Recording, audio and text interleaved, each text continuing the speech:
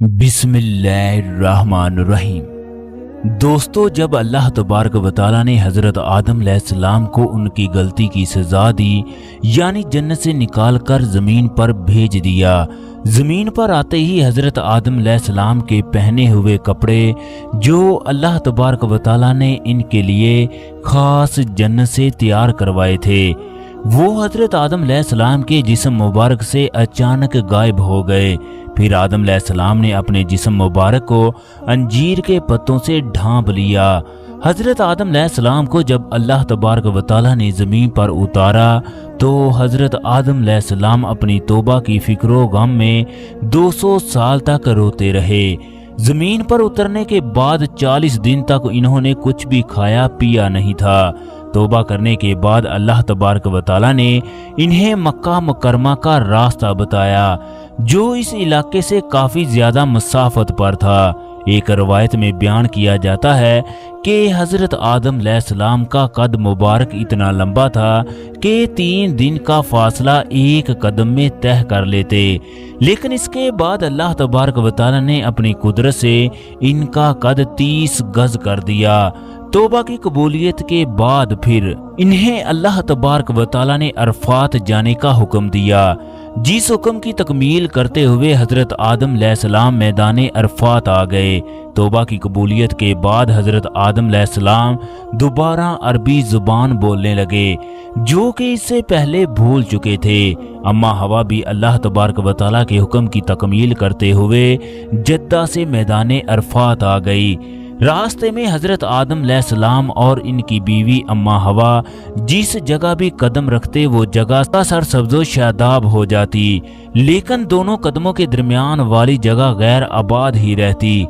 जबकि अल्लाह तबारक व तआला ने देखा कि आदम और उसकी बीवी ने किसी दरख्त के पत्तों से अपने जिस्म को ढांप रखा है, तब अल्लाह तबारक व तआला ने जन्नत से एक दुम्बा नाज़िल फरमाया, जो जन्नत में रहने वाले 8 किस्म के जानवरों में से एक था, और हज़रत आदम अलैहिस्सलाम और इसकी बीवी को हुक्म दिया, इस दुम्बे को ज़िबा करो, इसकी खाल से अपने लिए कपड़े तैयार कर लो। चनाचे हज़रत आदम अलैहिस्सलाम और इनकी बीवी ने ऐसा ही किया। इन्होंने इस दुम्बे को ज़िबा किया और अपने लिए कपड़े तैयार कर लिए। इसके गोश्त को खाने के तौर पर इस्तेमाल किया। जबकि हज़रत आदम अलैहिस्सलाम ने ज़मीन पर हर तरफ देखा तो इन्होंने अपने सिवा किसी दूसरे इंसान को ना देखा और ज़मीन को भी बंजर और गैर आबाद पाया। तब हज़रत आदम अलैहिस्सलाम ने अल्लाह तबारक व तआला से दुआ फरमाई और कहा, क्या मेरे रब इस ज़मीन को आबाद करने वाले मेरे सिवा दूसरा कोई नहीं है, और जो इंसान आपकी हम्दो सना और बुजुर्गी बयान करे। तब अल्लाह तबारक व तआला ने फरमाया, ए मेरे प्यारे पैगंबर, तू परेशान ना हो, मैं जल्द ही इस ज़मीन को तेरी ही औलाद से आबाद करूँगा। बेशक आपका रब बहुत कुदरत वाला है। तेरी ये औलाद मेरी हम्दो सना और बुजुर्गी बयान करेगी, और मैं इस ज़मीन पर ऐसे घर बनाऊँगा जिसमें मेरी हम्दो सना बयान की जाएगी और मेरी सिफात को बुलंद किया जाएगा। इन तमाम घरों में से एक घर ऐसा होगा जो तेरी औलाद का मरकज़ होगा। मैं इस घर को इन तमाम घरों पर अपने नाम से फजीलत अता करूँगा और इस घर का नाम बैतुल्लाह रखूँगा। बस जिस इंसान ने इस घर की हुर्मत और शान की इज्जत की, वो मेरे लिए खास हो गया, और जिस शख्स ने इस घर में रहने वालों को डराया और गुनाह की तरफ रागब करने की कोशिश की, बस वो मेरे लिए नापसंदीदा बंदा है और इसके लिए दर्दनाक अजाब है, जिसमें वो हमेशा रहेगा।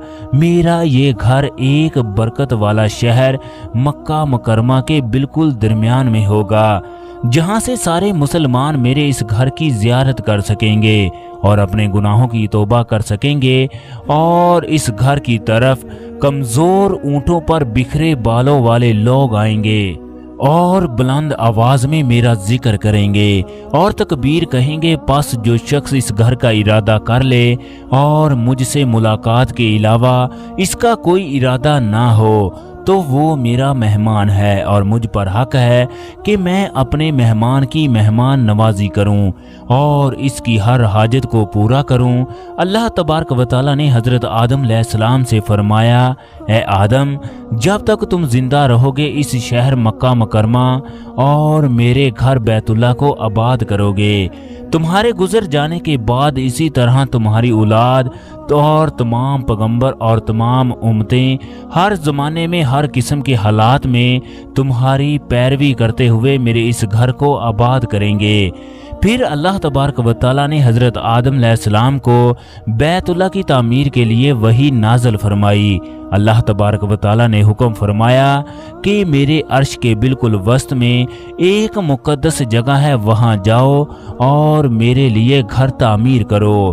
پھر اس کا بھی طواف کیا جائے گا، لوگ دور دراز علاقوں سے میرے گھر کا طواف کرنے آئیں گے۔ جس طرح تم نے فرشتوں کو میرے گھر کا طواف کرتے ہوئے دیکھا ہے، اس پاک اور مقدس گھر میں تمہاری اور تمہاری اولاد کی دعاؤں کو قبول کروں گا، بشرطے وہ میری اطاعت اور فرما برداری کرنے والی ہو۔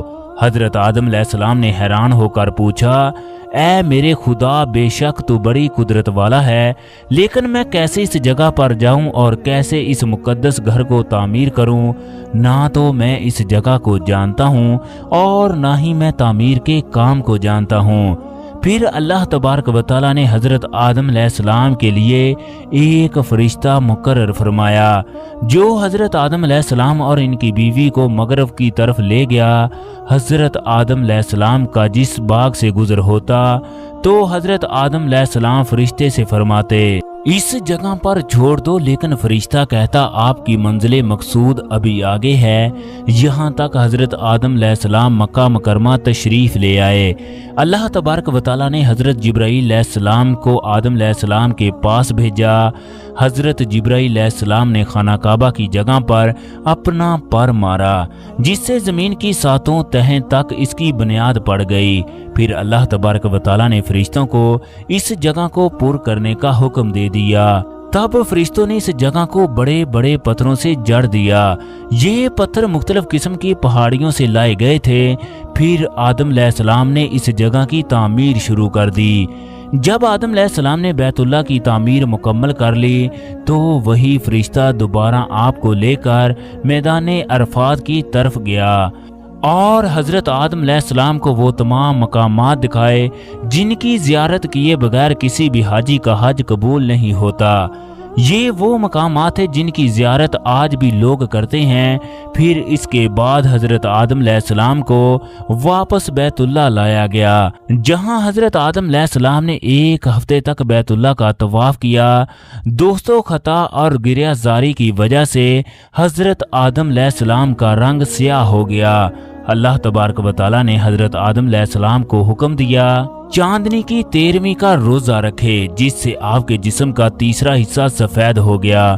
پھر حضرت آدم علیہ السلام نے 2 روزے مزید رکھے، جس سے ان کے جسم کے باقی 2 حصے بھی سفید ہو گئے۔